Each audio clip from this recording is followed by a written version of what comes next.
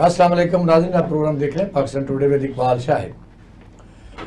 आज हम बात करेंगे कि मियां नवाज शरीफ साहब लंदन में जो उन्होंने अभी बयान दिए हैं कि मेरी हुकूमत को गिराने में जो है बाजवा साहब और फैज़ हमीद साहब शामिल थे, तो नया बयानिया बन रहा है, इस पर बात करेंगे। और दूसरा, IMF का वफद पाकिस्तान से मुज़ाकरात में उन्होंने अपनी सेटिस्फेक्शन शो की है। आखिर कौन कौन से मुतालबात मनवा के जा रहे हैं और आइंदा के लिए हमें एक्सपेंडिचर के तौर पर यानी ज़िमनी बजट अगर नहीं लगाते तो फिर किन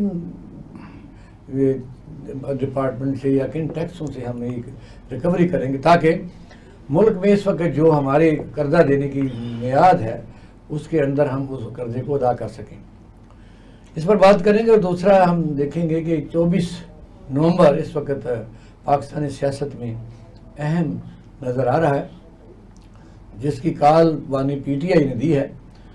और अब सोचा ये जा रहा है कि कुछ लोग ये भी कहते हैं कि गालबन ये जो टैक्स में आया है कि बानी PTI को किसी दूसरे मुल्क में भी भेजा जा सकता है, उनकी मर्जी शामिल हो या ना हो, इस पर बात करें। हुकूमत इसमें क्या कर रही है, पकड़ धकड़ जारी है। हमारे साथ कराची से मौजूद रहेंगे शमीम नकवी साहब, बड़े PTI के सीनियर तरीन रहनुमा हैं। अमर जालब साहब हमारे साथ मौजूद हैं, ये पाकिस्तान के एक ऐसे शायर के पोते हैं जिन्होंने तमाम उम्र सरमायादारों के खिलाफ जद्दोजहद की और आज भी सरमायादार उन्हीं के शेर पढ़ के झूमते हैं और धोखा देते हैं बाजीगर खुला। अब यह है कि हुसैन अहमद शराइज साहब IMF पर बात करेंगे, साहब का ब्यूरोक्रेट हैं और सीनियर एडवोकेट हैं। और राना जाहिद साहब भी साहब का नायब सदर हाई कोर्ट बार और प्रेसिडेंट कॉस्मोपॉलिटन क्लब हमारे साथ मौजूद रहेंगे। Welcome to the show. आगाज़ करते हैं शराइज साहब, मेरा ख्याल सबसे पहले तो IMF जो पैसे का मसला है, यानी पाकिस्तान में IMF जो है वो इससे पहले इतनी शराइत मनवा चुकी है कि IPPs को जितनी हम कितने 2200 बिलियन रुपए तक पेमेंट कर चुके हैं, कोई 2100 कहता है, कोई 2200 कहता है, जबकि PM ये 10 अरब का भी बेचने को हम तैयार थे, वो तो शोर मच गया और पीछे चीज़ें हट गई। कौन कौन सी शरायतें बाकी रह गई, क्योंकि पेट्रोल पूरी दुनिया में सस्ता है, ईरान में 2.5 रुपये लीटर है, अफगानिस्तान में बहुत कम रेट है, इंडिया में बहुत कम रेट है। उनकी शरायत मानते मानते हमारी इंडस्ट्री रुक गई है, हमारे यानी ट्रांसपोर्टेशन बैठ गई है, ज़िम्मेदारा ख़त्म हो गया है पेट्रोल की कीमतों की वजह से, और डॉलर की रेट भी उठा हाई हैं। तो बताइए कौन कौन सी वो शरायत जो इस वक्त मुज़ाकरात जिसको आप कहते हैं क्लैरिकल स्टेज पर होते हैं, तो इस वक्त वैसी सिचुएशन बताइए कि पाकिस्तान की माली पोजीशन क्या है। शुक्रिया इकबाल शाह साहब। गुजारिश ये है कि IMF वाले जब उन्होंने आना तो जनवरी में था, लेकिन वो नवंबर में इस वास्ते आ गए कि हमारा जो पहले 4 माह का बजट खसारा है वो 189 बिलियन रुपीस था, बिलियन, और जो पहले 6 माह का एस्टिमेटेड खसारा था ये 321 बिलियन एस्टिमेट। खसारे की डेफिनेशन सुनने वालों को समझा दें, क्योंकि ये बड़ा टेक्निकल का मसला होता है, हम भी सुनते हैं कि खसारा है क्या, खसारा ये तवाज़ुन है। ये हमने जो 4 माह का रेवेन्यू टारगेट फिक्स किया था कि 4 माह में इतने टैक्स इकट्ठे होंगे, उससे 189 बिलियन पहले 4 माह में कम इकट्ठे हुए। अच्छा, फिर पहले और ये बिजली के रेट जो मर्जी हमने बढ़ाए, जो भी ये वो पेट्रोल से हमने लेवी भी ली 70 रुपए या 60 रुपए जी। तो IMF वालों के साथ हमने, उन्होंने आना जनवरी में था, वो नवंबर में इस वास्ते आ गए कि अगर आपके टैक्स रेवेन्यू की कलेक्शन का ये हाल है तो ये आप हमारा कर्जा कैसे वापस करेंगे। और इसके साथ साथ हमने 25-26 अक्टूबर को $1 बिलियन मजीद कर्जे की उनको दरख्वास्त दे दी हुई है कि हमें $1 बिलियन और चाहिए।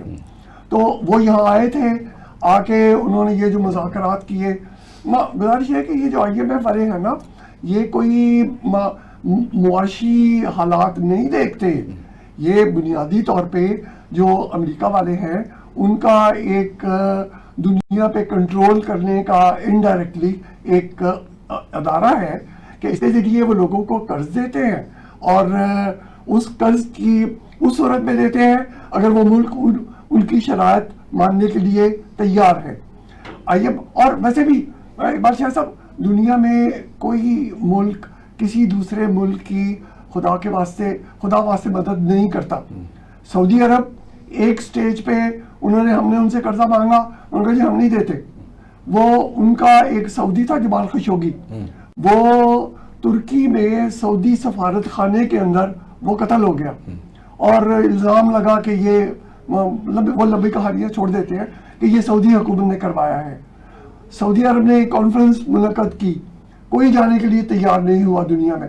پاکستان نے کہا نہیں جی ہم جائیں گے، اور اس کے ساتھ انہوں نے ہمیں $3.5 ارب سعودی عرب نے دے دیے. تو چنانچہ IMF والے آئے تھے کہ یہ آپ کریں گے کیا ہمارے ساتھ، اور یہ اخباروں میں دھڑا دھڑ ان کی بھی باتیں چھپی کہ آپ یہ جو ہمارا ریٹیل سیکٹر ہے اس پہ ٹیکس لگائیں. نہیں، یہ تو بات ہی خلاف ہے. میں کہتا ہوں چیز ہی خلاف ہے کہ آپ نے پیسے لیے ہیں تو دیتے کیوں نہیں. IMF جو ہے انٹرنیشنل مانیٹرنگ فنڈ کا مطلب یہ ہے کہ آپ کو ہم بتاتے بھی ہیں کہ آپ نے جو قرضہ لیا ہے اس ہیڈ میں خرچ نہ کریں، اس ہیڈ میں خرچ کریں. اپر لیول پر ہم تو آپ کو پتہ ہے کتنی لینڈ کروز نے اور کتنی ڈبل کیبل خرید کے پھر وہ 57% تو میں نے یہ سنا ہے، آپ تصحیح کر دیجئے کہ IMF جب قرض دیتا ہے 57% ان لون کی واپسی کی پرائرٹی کو طے کرتا ہے کہ یہ تو واپس جائے گا. نہیں جی، وہ اپنا جو قرضہ ہے اس کی 100% واپسی کا بندوبست کرتے ہیں. وہ اس میں کوئی کسی کو معاف نہیں کرتا. ہمارے ہاں ہوا یہ کہ وہ لگتا جو اخبار کی خبریں اور جو گفتگو ہے اسے تو لگتا یہی ہے کہ ہوا یہ ہے کہ ہمارے جو صوبے تھے انہوں نے کہا تھا کہ جی آپ یہ صوبے اپنا ریونیو سرپلس جو ہے وہ اتنا دکھائیں گے. وہ پنجاب کا 40% ڈیفیسٹ جا رہا تھا، یعنی پنجاب کا سرپلس کہاں ہونا تھا، یہ 40 ارب روپے کم تھا. تو لیکن اب انہوں نے دوبارہ اپنی ریکیلکولیشن کر کے نیا پلان بنا کے اب انہوں نے کہا کہ نہیں جی پنجاب اب 40 ارب ڈیفیسٹ کی بجائے کوئی 140 ارب سرپلس پہ یہ بھی آ جائے گا. اور باقی جو صوبے ہیں وہ تو پہلے بھی سرپلس کچھ دکھا رہے تھے. تو چنانچہ یہ ٹیکس لگانے کا، منی بجٹ لانے کا، ایک تو پاکستان کے شاید حالات کیوں پھر یہ فرق کیوں آیا؟ اچھا رانا صاحب ملا دیا تو آپ بات کر دیجیے. رانا صاحب السلام علیکم لے لو. رانا صاحب السلام علیکم. رانا صاحب السلام علیکم. جی وعلیکم السلام. کیا حال ہے؟ ٹھیک ٹھاک ہو؟ جی شکر، آپ سنائیں ٹھیک ہے؟ آپ خیریت؟ اچھا آپ سے پہلے سوال کر رہے تھے، IMF پر بات کر رہے تھے، لیکن یہ آپ کو ذرا آپ کو جلدی فارغ کر دیتے ہیں. تو یہ بتائیے کہ اس وقت صورتحال جو آپ جہاں بیٹھے ہوئے ہیں بڑے بڑے وہاں سینئر لوگ، سیاست کو سمجھنے والے بھی آپ کے ارد گرد بیٹھے رہتے ہیں، وہ سارا دن آپ لاہور ہائی کورٹ بار میں بھی سیاست کے ساتھ چلتے ہیں. ملک میں اس وقت نئی سچویشن کیا بن رہی ہے کہ 24 نومبر بھی ہے، اور دوسرا میاں نواز شریف کا لندن کے ایک نیا بیانیہ بھی آیا ہے کہ مجھے تو نکالا ہی باجوہ اور فیض حمید نے تھا. تو اس کے ریاکشن میں آپ نے دیکھا کہ ملک محمد احمد نے باقاعدہ یہ کہا تھا کہ بات غلط ہے. یہ نیا بیانیہ بن رہا ہے، اور پھر یہ ہے کہ 24 نومبر کو حکومت کیا کرے گی؟ دیکھیں جی، بات یہ ہے کہ جو 24 نومبر کی کال ہے، اگر آپ سارے معاملات کو پورے بین الاقوامی تناظر میں دیکھیں، آج برطانیہ کے وزیر خارجہ کا بیان اسپیشلی پاکستان کی جو شہری آزادیاں اور بنیادی حقوق ہے اس کے حوالے سے بڑا کلیئر بیان ہے. پھر 56 لیٹر جو اپنے کانگریس کے لوگ ہیں انہوں نے دوبارہ بائیڈن کو لیٹر لکھ دیا کہ آپ اقدامات کریں. ٹھیک ہے نا جی. اب ایسی صورتحال میں اگر کوئی بندہ یہ کہتا ہے پاکستان کے معاملات میں امریکہ مداخلت کر رہا ہے یا برطانیہ مداخلت کر رہا ہے، سوال یہ ہے کہ پہلے جو NRO ہوتے رہے ہیں اس ملک کی تاریخ میں لوگوں کے حق میں یا لوگوں کے خلاف، وہ کس نے کروائے تھے؟ کس نے پریشر وہاں پہ ایگزرٹ کیا تھا واشنگٹن سے؟ کلنٹن نے خود اپنی نہیں، کلنٹن جو اپنی خود نوشت میں لکھ دیا باقاعدہ. ہاں جی، اور اس نے اس میں ہمارے ایک بڑے ہی ٹرسٹ وردی ملک کو اس میں استعمال کیا گیا. پھر 10 سال کی ڈیٹینشن کو 5 سال کے بعد آنے کی اگر اجازت ملی، وہ NRO کس نے کروایا تھا؟ یہ سارے معاملات میں سمجھتا ہوں کہ اب اپنے منطقی انجام کی طرف بڑھ رہے ہیں. یہ جبر کا نظام، لوگوں کے بنیادی حقوق معطل کرنا، اس ملک کے آئین کا ڈھانچہ برباد کرنا، عدلیہ کو ایک اٹیچ ڈپارٹمنٹ آف گورنمنٹ کے طور پر ریڈیوس کر دینا اس کا اسٹیٹس، یہ سلسلہ زیادہ چل نہیں سکتا. یہ ہم آج 21ویں صدی میں رہ رہے ہیں، اب یہ کوئی 18ویں یا 19ویں صدی کا دور نہیں ہے. یہاں پہ نہیں تو مجھے بتائیے پاکستانی عوام کیا کر لے گی؟ کیونکہ انہوں نے جو لوگ کہتے رہے کہ یہ 17 سیٹوں پر وزیر اعظم ہیں اور حکومت باقاعدہ بن گئی، زرداری صاحب صدر بن گئے اور چیئرمین سینٹ بن گیا، وزیر اعلیٰ بن گیا، تو وجہ ہے کہ اب تو پانی نیچے سے کافی گزر چکا ہے، اس کو کون ادھیڑے گا؟ اور ایک خاص طور پر آپ نے ایک پارلیمنٹ نے اور خاص طور پر اس حکومت نے سپریم کورٹ کے اوپر بھی ایک اپنا جھنڈا گاڑ دیا ہے کہ لاؤ جو کرنا کر لو. جی اصل میں یہ ساری باتیں جو ہوتے ہیں یہ سارا ان کو پے بیک کرنا پڑے گا. یہ سارے معاملات جو ہے جس طریقے سے اگر کوئی پارلیمنٹ نے اپنی سپریمیسی کے حوالے سے کیا ہے تو میں یہ اس بات سے اتفاق نہیں کرتا. وہ تو دیکھیں جی پارلیمنٹ تو بے دست و پا قسم کی پارلیمنٹ ہے. ان کے چہرے دیکھیں، کسی کے چہرے پہ اعتماد نہیں ہے بطور پارلیمنٹیرین کے. اور وہ کون سی پارلیمنٹ ہے جو بھیڑ بکریوں کی طرح لے کر صبح سے لے کر رات کے 12 بجے تک 2 بجے تک لوگ بیٹھے رہتے ہیں اس انتظار میں کہ کب کہیں سے کوئی ہمیں حکم ملے. کوئی رانا صاحب یہ تو ہماری باتیں ہیں نا، انہوں نے امینڈمنٹ کر دی، مانی گئی، انہوں نے مرضی کے جج مقرر کر لیے، فیصلے بھی لے لیں گے. میں لوگوں کے رسپانس کی طرف آتا ہوں. بات یہ ہے کہ جب یہ الیکشن ہوا 8 فروری کو تو لوگوں نے اپنا بڑا اوپنلی اپنا جو رجسٹر کروا دی یہ بات کہ یہ اسٹیبلشمنٹ کا پریشر، باقی چیزیں، تمام تر چیزوں کے باوجود لوگ پولنگ اسٹیشنوں تک بھی گئے، کسی کے پاس سمبل تک کا کوئی کنفیوژن جو ساری تھی، اس کے باوجود لوگوں نے اپنا بڑا کلیئر مینڈیٹ دیا ہے. میں سمجھتا ہوں کہ لوگ جب بھی فیصلہ کرتے ہیں لوگوں کے اجتماعی شعور پہ ہمیں شک نہیں کرنا چاہیے. لیکن ہاں میں سمجھتا ہوں کہ جو ایجوکیشن کے فیزز ہوتے ہیں نا وہ اس میں آپ کو ٹائم کا تعین نہیں آپ کر سکتے کہ بھئی یہ 2 جمع 2 4 والی بات نہیں ہوتی. ایک اسٹرگل ہے. نیلسن منڈیلا نے 28 سال لگائے تب جا کے وہ ایک لاجیکل اس کا آؤٹ کم نکلا اس کی تحریک کا. اب بھی پاکستان کے اندر ایک فیز سے ہم گزر رہے ہیں. انشاءاللہ تعالیٰ کو بہتری کی طرف یہ سارے معاملات جائیں گے at the end of day. اور جو لوگ نہیں، اگر انہوں نے قاضی فائز عیسیٰ صاحب کی جو خلاف رٹ تھی انہوں نے پہلی پیشی میں اور پہلی سماعت اسی پر کی، ان کو کلیئر کر دیا، بلکہ کہا ہے کہ اس کا پیچھا چھوڑ دیں، اور چھوڑ گیا. اب وہ دوبارہ کے چیف الیکشن کمیشنر آ جاتے ہیں تو پھر آپ کیا کر لیں گے؟ دیکھو گزارش یہ ہے کہ جو ہونا ہے نا اس کی تو میں پشین گوئی کو 2 جمع 2 4 کے حوالے سے نہیں کر سکتا. لیکن دنیا کی تاریخ یہ بتاتی ہے کہ جب بھی آپ general will of the people کو کرش کرتے ہیں تو اس کا رزلٹ اچھا نہیں نکلتا کبھی بھی. یہ آپ نے دائیں بائیں دیکھ لیں، سری لنکا میں دیکھ لیں، صومالیہ میں دیکھ لیں، بنگلہ دیش میں دیکھ لیں، ویئر ایور یو ول سی اس کا رزلٹ کبھی اچھا. ایک پریشر کوکر ہے، اس میں سٹیم اگر گیدر ہوتی رہتی ہے اور اس میں آپ کو سیفٹی والو کا بندوبست نہیں کرتے تو پھر کیا ہوگا؟ رزلٹ آپ سمجھ لیں کہ وہ کیا نکلے گا اس کا. اچھا 24 نومبر سے پہلے گرفتاریاں شروع ہو چکی ہیں. اب یہ بتائیے کہ یہ جو چیز ہوئے گی، کچھ لوگ یہ کہتے ہیں کہ حکومت جو بھی یہ گرفتاریاں کرے گی یا جو بھی میئر لے گی وہ ان کا تو منصوبہ یہ ہے کہ ہم آہستہ آہستہ نفرت کی جو ڈائیورشن ہے وہ اسٹیبلشمنٹ کی طرف آہستہ سے کرتے جا رہے ہیں کہ تاکہ لوگ کہیں جی حلسے سے کچھ نہیں کر رہے. اصل میں یہ لوگ اتنے بیوقوف نہیں. جس جگہ پہ کولیشن پارٹنر کے طور پر بلاول بھٹو کی جماعت بیٹھی ہو، میاں نواز شریف کی جماعت بیٹھی ہو، یہاں پہ ساری ڈریکونین قسم کی لیجسلیشن ہو رہی ہو، تو کل یہ کہہ کر جناب ہم کچھ نہیں، بڑی معصومیت کے ساتھ لوگوں میں جائیں، ہمارا کوئی قصور نہیں تھا. یہ بات آپ بتائیں کہ as a man of common prudence کوئی آدمی اس کو ایکسیپٹ کرے گا ذہنی طور پر؟ تو لاسٹ بتائیے کہ میاں نواز شریف کا جو نیا بیانیہ آیا ہے اس کو کس طرح دیکھتے ہیں؟ وہ بیانیہ بھی بڑا میں سمجھتا ہوں کہ میاں صاحب بڑے شریور ہو چکے ہیں. میاں صاحب وہ نہیں ہے جو پہلے کھل کے بات کرتے تھے. اس وقت بھی انہوں نے بڑا کیئرفل طریقے سے اپنا سٹیٹمنٹ دیا ہے. میاں صاحب آج اتنے ووکل نہیں ہیں جتنے کبھی ہوا کرتے تھے. جتنے وہ جی ٹی روڈ پہ ووکل تھے آج وہ نہ لندن یاترا میں اتنے ووکل ہیں نہ جنیوا میں اتنے ووکل ہیں. چلو مہربانی رانا صاحب، thank you very much. So nice. بہت شکریہ. اب ہم نا عمر سے بات کر کے نا، کیونکہ آپ کا موضوع جو ہے اس کو کنٹینیو ہم کریں گے IMF والا.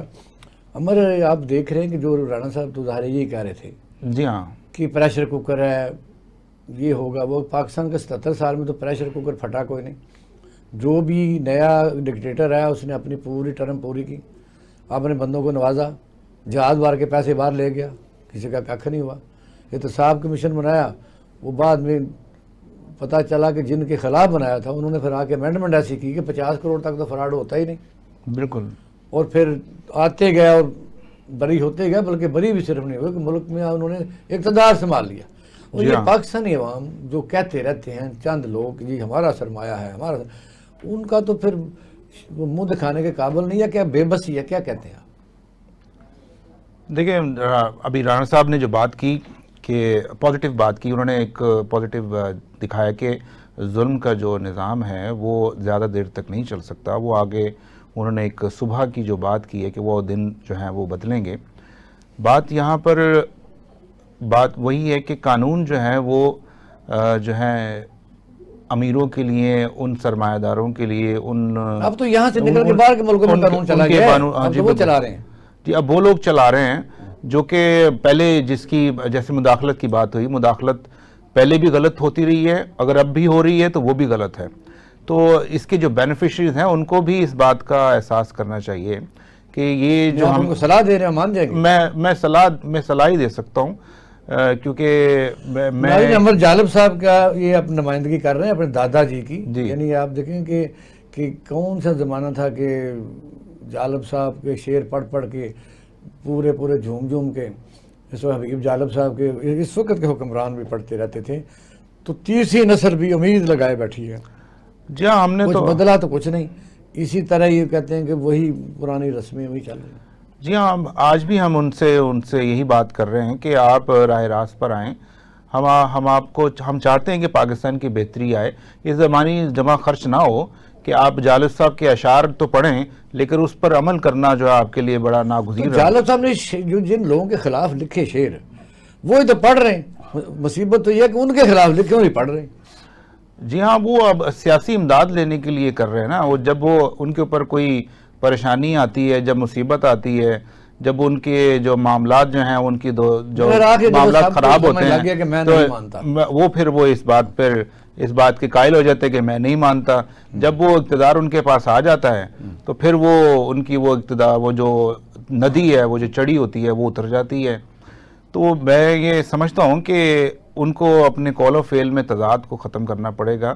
یہ پاکستان جو ہے ہم سب کا پاکستان ہے، اس میں سب لوگوں کو مل کر جو ہے اس کی بہتری کے لیے آنا چاہیے. بریک بھی لینی ہے. جی ہاں تو پھر ہم نے آئی ایم ایف کے اوپر بڑا اہم کمپریہنسو پروگرام کرنا تھا. یہ سیاست تو ہم کرتے رہتے ہیں اور یہ ایک ایسا وہ کہتے ہیں اونٹ تیری کون سی کال سیدھی ہو. لیکن پاکستان کے سارے تجزیہ کار ہم بھی ان میں شامل ہیں.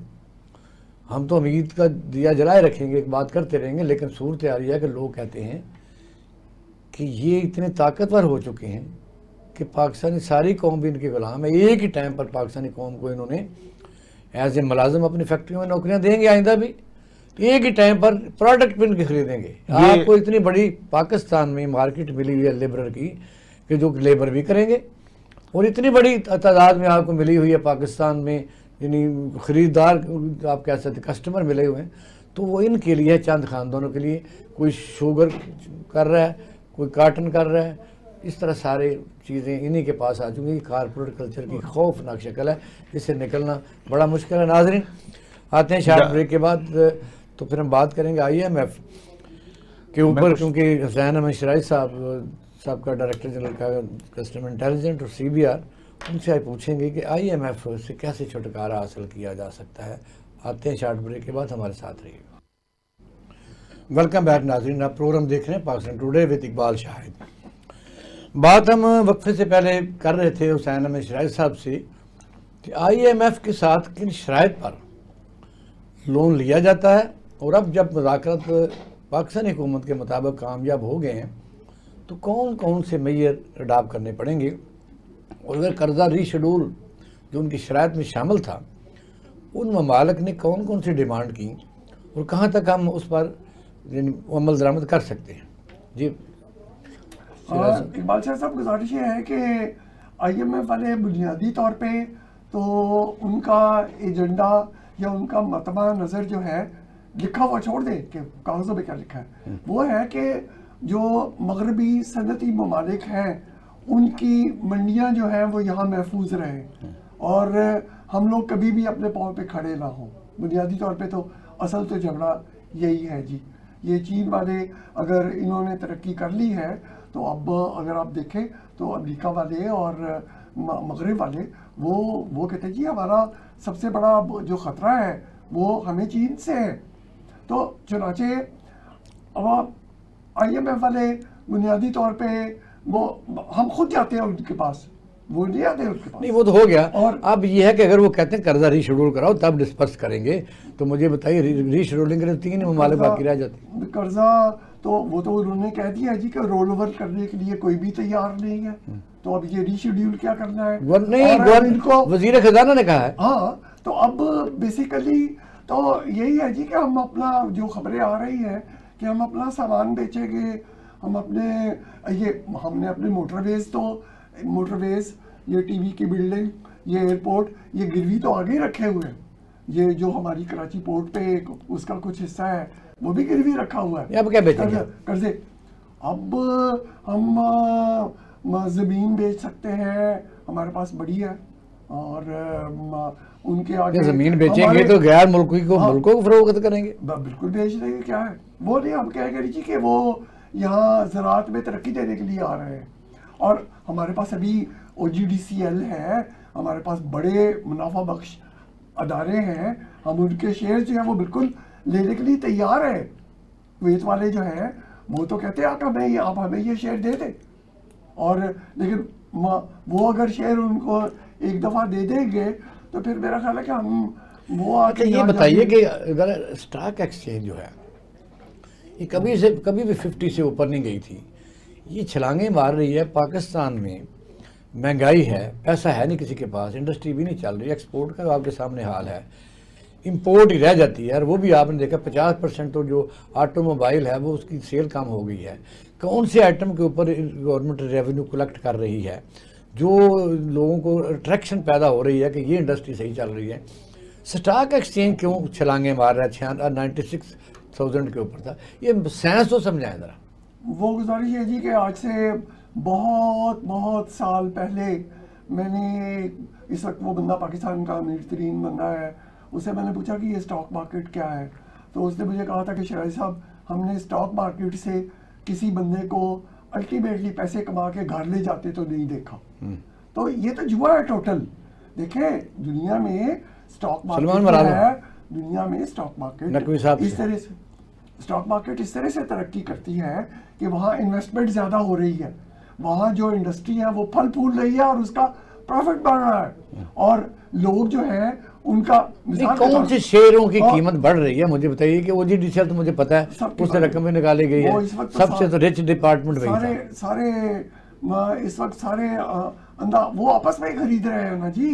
وہ جو کیوں خرید رہے ہیں؟ سوال اصل یہ ہے جو کچھ لوگ یہ کہتے ہیں کہ جو شیئر کی قیمت بڑھائی جا رہی ہے، یہ جو بھی طبقہ اس میں شیئر ہولڈر ہیں، جو لوگ سٹاک ایکسچینج چلا رہے ہیں، وہ ان چیزوں کی قیمتوں کو بڑھا کے اس لیے دکھا رہے ہیں کہ شاید کل کو ہم پرائیویٹائز کرنے میں یا کسی غیر ممالک کو دینے میں. اب تو PIA بھی آپ نے دیکھا کہ غیر ملکی حکومت کو دینے کے لیے حکومت سوچ رہی ہے. وہ گزارش یہ ہے جی کہ اسٹاک مارکیٹ میں جو 15-20 بڑے بروکر ہیں وہ ایک دوسرے کو بیچتے ہیں، اور جو میرے جیسا یا کوئی عام آدمی وہ سمجھتا ہے کہ یار اسٹاک مارکیٹ میں تو جو 10 روپے لگاتا ہے اس کے 30 ہو جاتے ہیں، تو وہ بھی اپنے لگا دیتا ہے. جب اس طرح کے عام آدمی بہت سے پیسے لگا لیں گے تو وہ جو 15-20 بروکر ہیں وہ اپنے پیسے بیچ میں سے نکال لیں گے. اسٹاک سارا پھر یہ 40,000 سے آیا ہے 96 پہ. اور دنیا میں دیکھیں مثال کے طور پہ انہوں نے کہا کہ جو الیکٹرک کاریں ہیں اگلے سال ان کی جو فروخت ہے وہ 30% بڑھ جائے گی. اس بنیاد پہ جو ٹیسلا، ایلون مسک جو امریکہ کا ہے، دنیا کا امیر ترین آدمی، اس کی ایک دن میں 31 ارب ڈالر اس کی جو ورتھ تھی وہ دولت اس کی بڑھ گئی تھی. اس واسطے کہ انہوں نے کہا جی کہ اگلے سال इलेक्ट्रिक कारें 35% ज़्यादा बिकेगी, जिसका मतलब ये है कि वो जो मस्क की टेस्ला है वो 35% ज़्यादा फरोख्त होगी, उससे ज़्यादा फायदा प्रॉफिट आएगा और लोग जो उसके शेयर खरीदेंगे उनको ज़्यादा पैसे मिलेंगे। लेकिन हमारे यहाँ तो ये मुझे बताएं कि पाकिस्तान की स्टॉक मार्केट में तो पिछले 2 साल में शायद 50-20 भी नहीं नए एनरोल हुए लोग, बल्कि यहाँ के लोग जो हैं वो तो अबू धाबी और दुबई चले गए हैं। तो ये स्टॉक अच्छा, ये गवर्नमेंट आप देख रहे हैं कि शिराजी साहब, ये गवर्नमेंट एक तो रेट ऑफ इंटरेस्ट जो है ये ज़ाहिर है को अच्छा हुआ है, क्योंकि कोई कारोबार तभी चलेगा कि रेट ऑफ इंटरेस्ट पाकिस्तान में बहुत ज़्यादा था। उसकी वजह पहले बताएं कितना रेट ऑफ इंटरेस्ट क्यों किया गया? क्या हम लोकल बैंकों से भी पैसे ले रहे थे? पूरी दुनिया में तो 5% है, 2% है। पाकिस्तान बैंकों ने आम तौर पर उनकी जो नीचे इन्वेस्टमेंट होती है इंडस्ट्रियलाइजेशन में वो तो नज़र आई नहीं, उनकी कमाई के क्या सोर्सेज हैं। उन्होंने हुकूमत को ही जो लोगों के एसेट थे यानी लोगों के डिपॉजिट थे वो लोन दे के पैसा कमाया और अरबों रुपया कमाया 22% तक। अब 15% करने का क्या मुल्क की इकानमी बेहतर हो गई है या वजह क्या बनी है कि 15% अब कर दिया? बड़ा फर्क है। गुजारिश ये है कि जो 22% था वो हमारा बेसिक पॉलिसी रेट था। जो लोग कर्जा लेने जाते थे उसमें जो बैंक वाले हैं वो उसमें अपना प्रॉफिट ऐड करके 25-26% से कम किसी को कर्जा नहीं मिल रहा था। और अब अगर ये 15% तो साबित ये हुआ कि उस रेट ऑफ इंटरेस्ट पर सर्विस चार्जेस को मिला के, बिजली को मिला के, यानी पाकिस्तान की कोई इंडस्ट्री भी फिजिबल नहीं थी। तो यही वजह है कि यहाँ कोई नई इंडस्ट्री नहीं लगी ना जी। और ये एक्चुअली हुआ ये कि हमारी जो महंगाई थी ये तो कहते हैं 38% तक थी, 38% नहीं थी, ये तो कोई 60% तक थी जी। आप बाजार में जाके जो लोग चीज़ें खरीदते हैं उनको पता है कि ये महंगाई कितनी थी। तो वो महंगाई अब वैसे यकीनन कुछ कम हुई है, लेकिन महंगाई कम नहीं हुई। नहीं, किस साइड में? इधर मुझे बता दें, ये स्टैटिस्टिकल डिवीजन आपका इस्लामाबाद आपके दफ्तर के पास ही था, मुझे बताइए, मुझे तो उनका अकल नहीं समझ लगती, हमें को समझा दें कि वो कहते हैं जी ये 1 डिजिट पर आ गई है। रेट तो घी का भी 100 रुपये परसों बढ़ गया, चीज़ों के सारे रेट ज़्यादा। चावल का रेट लगाने पिछले साल क्या था, उससे पिछले साल क्या था, उससे पिछले साल क्या था? ये कौन सी साइंस है जो उनको वहाँ नजर आती है कि चीज़ें कम हो गई? वो गुजारिश ये है कि बड़ी मोटी बात ये है कि महंगाई कम नहीं हुई, महंगाई बढ़ने की शरह कम हुई है। ओके। अगर पहले आज से 2 साल पहले कोई चीज़ 100 रुपए की थी तो वो हम छोटी सी ब्रेक ले लें, क्योंकि मैं कहता हूँ हमने कराची भी जाना है, एक बड़ा बर्निंग मसला है कि वहाँ हम कोशिश करेंगे कि हमारे साथ आज मौजूद होना था शमीम नकवी साहब ने, पीटीआई के बड़े सीनियर रहनुमा हैं। नाज़रीन, आते हैं शॉर्ट ब्रेक के बाद, हमारे साथ रहिएगा। वेलकम बैक नाज़रीन, आप प्रोग्राम देख रहे हैं पाकिस्तान टुडे विद इकबाल शाहिद। अमर जालव साहब से पूछते हैं, अमर जालव साहब, आप ये कैसे ख़ानदान से तल्लुक़ रखते हैं जिनकी बड़ी जद्दोजहद है इस मुल्क में, और कह सकते हैं कि सरमायादारों के ख़िलाफ़, जुल्म के ख़िलाफ़ आपके जो दादा थे हबीब जालिब साहब, उनका नाम दुनिया जानती है, वो भी लोगों को जगाते रहे जी, और बड़ी अजीज़तें बर्दाश्त की, बड़ी दफ़ा जेलों में रहे। आप उन हालात को इन हालात से किस तरह समझते हैं कि कोई हालात बदले हैं या कोई बदलने के इम्कानात हैं? इस और दूसरा ये कि इसमें कौन सी ताकतें मुज़ाहम हैं कि जो हालात बदलने नहीं देती, कि ताकतवर हैं? कौन से अदारे? इकबाल शाहिद साहब, शुरू दिन से यहाँ पे जो इलीट कैप्चर्ड क्लास है ना, इलीट के अंदर एक ऐसा इदारा, एक ऐसी क्लास है जो एलीट कैप्चर्ड, जिसने इस पूरे निज़ाम को कैप्चर किया, वो एलीट कैप्चर्ड क्लास है। वो क्लास जो है वो अपने साथ किसी को बैठाना पसंद नहीं करती। ये जैसे कि आपने देखे, अब कायद आज़म ने जो पाकिस्तान जो नज़रिया था वो क्या नज़रिया था? वो यही नज़रिया था कि यहाँ पे मजहबी आज़ादी होगी, इक्वलिटी होगी, लेकिन जो लोग थे, वो जो सोच थी, वो वही माइग्रेट करके यहाँ पे आई। वो सोच शुरू दिन से इस माशरे के अंदर चलती आ रही है और वो मुसल्लत हम पे हैं, और जो कि हमें हमारे हकूक जो हालात को नहीं देख रहे हैं कि तो सर पाकिस्तानी कौम के साथ जुल्म होने की हद हो गई है। क्या पाकिस्तानी कौम इस पोजीशन में है یا پی ٹی آئی جو تحریک چلا رہی ہے وہ عوام کے مفاد میں ہے یا نہیں؟ پی ٹی آئی جو تحریک اب چلا رہی ہے وہ بالکل عوام کے مفاد میں ہے، اور عوام کو انہوں نے آگاہی بخشی ہے، اور اس میں کوئی شک نہیں آپ کا ہے۔ جواب آ گیا شرائع صاحب۔ یہ ایک اور بڑا مسئلہ ہے فتویٰ۔ اب آپ دیکھیں پاکستان میں مذہبی طبقہ اس حد تک عام آدمی کے لیے خوفناک علامت بن چکا ہے کہ کوئی مائی کا لال بات نہیں کر سکتا۔ یہاں مکالمہ ختم ہو گیا پوری دنیا میں۔